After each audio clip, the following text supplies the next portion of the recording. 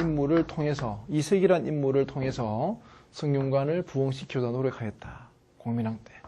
자, 교과서에 나오는 자료라서 내가 자세히 설명할 필요 없겠죠. 그래서 그는, 첫째 줄에는 그는 이색이라고 보면 돼. 이색.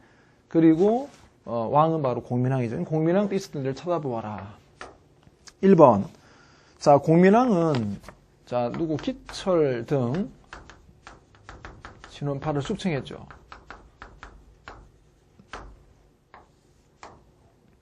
이거는 이인임일파가 나오는 건 옳지 않아요. 이인임일파가 제거되는 것은 그거는 우왕 때입니다. 우왕 때. 그래서 이거는 이인임일파를 지우고 기철 등 진원 세력을 숙청하고 이렇게 말을 바꿔야 됩니다.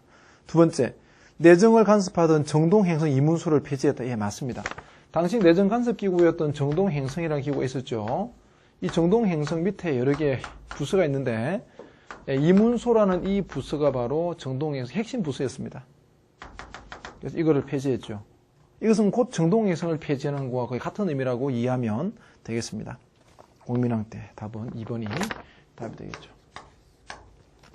그 다음에 3번에 화약무기 사용법을 정리한 총통 등록을 편찬하였다. 이것도 우리 병서에 보면, 여러분 병서에 보면 설명이 나옵니다. 병서에 보면 세종 때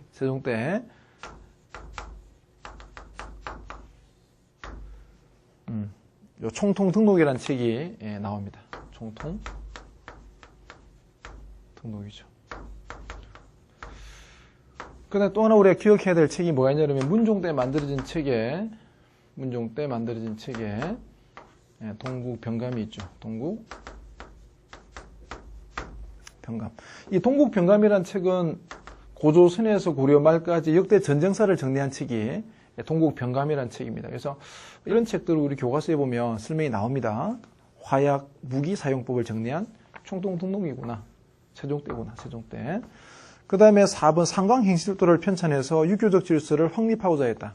세종 때입니다. 세종 때 삼강행실도, 충신, 효자, 연료를 중국과 우리나라에서 110년 세월을 뽑아서 한쪽에 그림, 한쪽에 설명을 붙인 책이 바로 삼강행실도입니다. 일종의 유교 만화책 개념이라고 보면 되겠죠. 5번 사만통보 등을 주조해서 화폐 유통을 활성화하고자 했다. 요거는 숙종 때죠. 그래서 고려시대 때 보면 성종임금과 숙종임금 때 화폐가 적극적으로 사용된 정책이 추진되죠. 이 성종이 만든 돈이 건원중보입니다. 건원중보고 숙종 때 사만통보, 해동통보, 은병활구, 은병 이고 활구죠. 그것이 만들어진 때가 바로 고려시대입니다. 그럼 여기에서 공민왕에 대한 이야기는 2번밖에 없죠. 선지 1번만 조금 까다롭게 구별해야 되지만 나머지 것들은 아주 크게 구별되고 2번은 공민왕 나오면 바로 정동행성 폐지는 우리가 반원자주정책에서 아주 중요하게 다뤄지는 내용이기 때문에 어렵지 않게 답을 찾을 수 있습니다. 답은 2번입니다. 자, 8번 문제를 한번 봅시다. 다음 역사 수업 노트에 가에 들어갈 내용으로 옳은 것이 뭐냐고 물었습니다. 자, 여러분 여기서 우리가 1900 땡땡년대라 그랬죠, 그죠? 그러면 최소 20세기 들어와서 이야기인데요. 여기에서 우리가 아는 것도 있고 모르는 것도 있습니다. 먼저 노동운동 원산 노동자 총파업은 이 국사 플러스 근현대사 문제라는 걸 알 수가 있죠. 왜냐하면 원산 노동자 총파업은 1929년입니다. 29년. 그 다음에 계량 한옥이라고 하는 것은 물론 교과서에 나오긴 하지만 여러분 잘 알기가 힘든 거죠. 계량 한옥이 나왔으니까 최소 개항 이후겠는데 몇십 년 된지 모르겠다. 물론 교과서에 나옵니다. 넘어갑시다. 조선교육회 창립. 조선교육회가 밀립대학 설립운동을 처음 시작했던 단체거든요. 그럼 조선교육회 나왔으니까 밀립대학 설립운동 1922년, 24년. 밀립대학 설립운동이 이때 나옵니다. 그 다음에 영화 아리랑 제작인 아리랑 1926년도에 아리랑이죠. 다 그럼 20년대를 알 수가 있고, 그리고 계량 한옥이라는 것도 20년대 등장했으면 우리가 유추해 알 수가 있는 거죠. 답은 1920년대 사회상 또는 문화에 대한 이야기입니다. 자, 먼저 1번 한성순보 가능인데 한성순보는 우리나라 최초의 신문입니다. 바로 방문국에서 가능했죠. 1883년입니다. 84년도에 폐간되었죠. 두 번째, 신채시가 등장했습니다. 우리나라 최초의 신채시. 바다가 소년에게. 해에게에서 소년에게. 1908년. 말하면 되죠? 그 다음에 신경영파 문학이 등장하였다. A 맞습니다. 20년대. KAPF. 카프가 사회주의 작가들이 문학과 동맹을 만들었습니다. 사회주의 작가들의 문학과 동맹이고 여기에 사회주의적 관점에서 계급 해방을 강조하는 그런 목적을 가진 문학이 쓰여집니다. 이거를 신경영파 문학이라고 하고 또는 카프 문학이라고 그러고 또는 계급 문학이라고 그러죠. 최소 사회주의가 들어온 이후의 이야기죠. 20년대 맞습니다. 카프가 만들어진 게 1925년이죠. 25년. 그 다음에 국문연구소 설립은 정부 산하 기구에 정부의 산하에 학부 이거는 개인이 만든 기구 아니고 1907년도에 국문연구소가 정부의 교육부 오늘날 교육부에 해당되는 학부 산하의 기관으로서 국문연구소가 만들어집니다. 7년.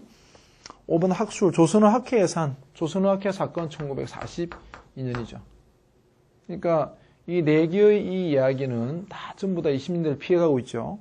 답은 유일하게 카프 신경영파 문학에 대한 설명 답은 3번이 답입니다. 이것은 국사만 공부한 학생들은 좀 어려울 수 있지만 국사 근현대사를 같이 공부한 학생들한테는 굉장히 쉽게 답을 맞출 수 있는 그런 문제라고 볼 수 있습니다.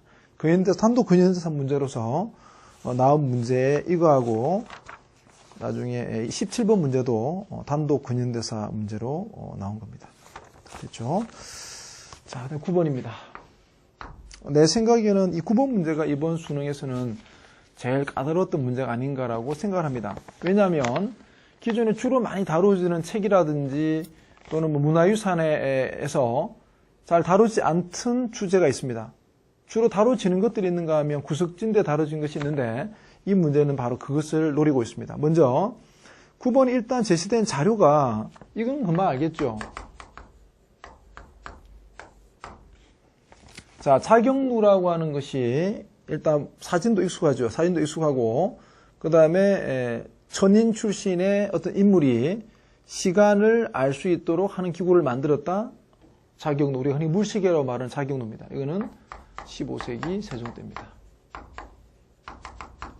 자, 15세기 세종 때인데 이것이 처음 제작된 시기의 문화라고 한다면 경우에 따라서는 세종 때, 경우에 따라서는 15세기는 조선 초기죠. 그래서 그 시기라는 것이 좁게 보느냐 넓게 보는가에 따라서 답이 될 수도 있고 안 될 수도 있는데 일단 이것이 자경루가 만들어진 시대를 이렇게 잡아보았습니다. 먼저 자, 우리가 주로 이제 배우는 게 뭐냐 그러면 니언은 주로 우리가 많이 배우죠. 니언. 갑인자 주조 시간 식자판 조립 방법을 개발했다. 니언은 세종 때입니다. 자, 그죠? 세종 때 인쇄술에서 매우 중요하게 다루어지는 주제입니다. 갑인자를 주조했다. 그 다음에 식자판 조립 방법을 창안하였다. 이는 세종 때 맞습니다. 답이 될 수 있죠. 그 다음에 디귿에 보면 여러분 한글의 어문연구소인 훈민정음 운해를 편찬했다는 것은 세종대왕 때 한글을 창제해 훈민정음을 창제한 겁니다. 하지만 한글에 대한 연구서가 주로 나오는 것은 조선 후기입니다. 그래서 조선 후기 때 나오는 우리 국어 연구 서적에 뭐가 있냐면 신경준이 쓴 훈민정음 운해가 있고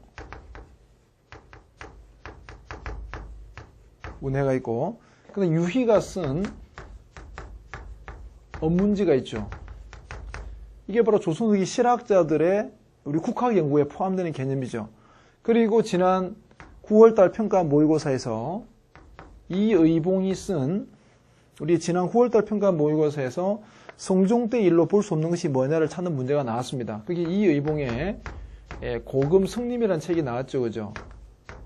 그래서 이 문제가 지난 9월 평가시험 나왔을 때 학생들이 경험할 수밖에 없었는데 잘 다루지 않던 주제입니다. 요걸 빼고 같은 이웃 사촌이었던 요거를 이 문제에다 이렇게 집어넣습니다. 그러니까 요거는 조금 공부를 많이 한 학생들의 경우는 요까지는 알 수 있습니다. 그럼 이거는 될 수가 없죠. 그러면 지웁시다. 디귿 들어있는 걸 다 지워보시죠. 디귿 2번, 3번, 5번은 답이 될 수가 없죠. 그럼 답이 될 수 있는 거는 결국 1번하고 4번이 답이 될 수 있습니다. 그죠? 기억, 니은, 리얼. 그죠? 그러면 결국 여러분들이 알건 모르건 상관없이 기억은 일단 답이 된다는 이야기죠. 맞는 설명입니다. 기억은 우리가 잘 들어보지 못한 것이긴 하지만 기억은 맞는 설명입니다. 왜냐하면 공통적으로 다 들어있기 때문이죠. 자, 먼저 기억 봅시다. 기억. 규형을 이용해서 토지를 측량하였다. 자, 규형과 인지라고 하는 것은 지금까지 한 번도 수능이나 평가 내에서 다루지 않은, 또 심지어 사설 모의고사에서도 교육청 모의고사에 다루지 않았던 그런 소재를 끄집어낸 겁니다. 이것도 새삼스럽지만 이것도 새삼스럽죠. 그래서 규형과 인지는 세조 때 토지 측량기구. 이게 바로 규형과 인지입니다. 조금만 더 깊이 들어가 보면 토지의 고저를 재는 기구입니다. 토지의 고저, 높낮이, 고저. 인지는 토지의 규형은 거꾸로면 잠시만요. 원근. 이게 원근입니다. 원근. 자, 원근과 고저를 재는 건데 여기 기억 있죠? 기억의 기억 보고 이형의 이형이 있죠. 이렇게 이제 외우는 겁니다. 근데 이런 거는 사실은 조금 교과서에 규통이 있는 거라서 찾아내기가 쉽지 않지만 이건 여러분이 몰라도 1번과 4번이 분명히 답이기 때문에 여기까지는 알 수 있습니다. 근데 문제는 리얼인데요.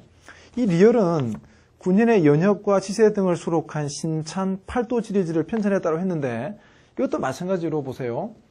우리가 조선 초기에 지리지. 조선 초기 지리지 같으면 제일 많이 강조하는 게 뭐죠? 동국, 여지, 승남입니다. 이 책이 가장 중요한 책이고 성종대에 만들어진 책이죠. 그리고 조선 후기를 대표하는 지리지는 뭐죠? 후기. 이중환의 택리지죠. 택리지하고 보통 비교했을 때 이 지리지를 주로 이야기를 하는데 안타깝게도 시험 문제에서는 이거를 비껴서 바로 세종 때 만들어진 신찬, 바로 이거 리얼의 신찬 팔도 지리지를 이렇게 제시한 겁니다. 이렇게 제시해서 언제 때라고? 세종 때죠. 세종 때니까 그러면 리얼이 세종 때고 기억은 세조 때입니다. 그러니까 15세기로 묶을 수 있다는 이야기죠. 그래서 15세기 세종 때는 꼭 굳이 한정한 게 아니고 15세기 때 조선 초의 문화유산을 찾아보아라. 기억 세조 때 맞고 니언 세종 때 맞고 그 다음에 디귿은 조선 후기니까 틀렸고 리얼은 동문지 승남보다 좀 앞에 존재했던 지리지가 있습니다. 이 두 개의 책을 묶어서 우리 교과서는 군역의 연혁, 그다음에 지세 등을 수록했다 이렇게 같이 설명하고 있습니다. 답은 그래서 이게 답이 되겠다, 그죠? 답은 4번이 답입니다. 자, 그 다음에 10번 문제입니다. 10번. 자, 어떤 계층에 대한 문제입니다. 밑줄 이들에 대한 설명을 옳은 것을 보기 위해서 고르면 그랬습니다. 경국대전에 이들의 악행을 처벌하는 조목이 있습니다. 조선시대는 이야기죠. 시대는 조선시대입니다. 수령이 탐욕스러우면 이들도 덩달아 백성을 침해합니다. 그러면 수령이 있고 수령이 백성을 다스리고 수령이 탐욕스러우면 이 사람과 같이 이 사람들도 같이 탐욕스럽다. 그래서 백성을 침탈하는 거죠. 그러면 수령과 함께 같이 백성에 대해서 행정하는 사람들, 수령 밑에서 덩달아 이런 말 나왔으니까요. 이거 누구겠습니까? 당연히 관권, 같이 관권 속에 포함되는 인물이죠. 바로 향리입니다. 향리. 보통 육방이라는 조직을 갖추고 수령을 보조했던 세력이고 수령을 보조하면서 수령을 도와서 행정 실무를 담당하는 사람들이 바로 향리입니다. 수령이 탐욕스러우면 이 사람들도 덩달아서 백성들을 괴롭힙니다. 이런 뜻입니다. 그래서 부정을 저지른 자가 있으면 처벌해야 된다. 이런 이야기죠. 향리입니다. 근데 밑에 자료는 근래 이들이 여러 가지 핑계를 대고 역을 모면하고자 한다는 말이 이 역은 군역이나 요역을 뜻하는 말이 아닙니다. 여기서 이 문맥상 보면 군역과 요역을 어차피 군역과 요역은 이 사람 지지 않습니다. 왜냐하면 다른 방식으로 나라를 위해서 일을 하는 일이 있기 때문에 군역과 요역에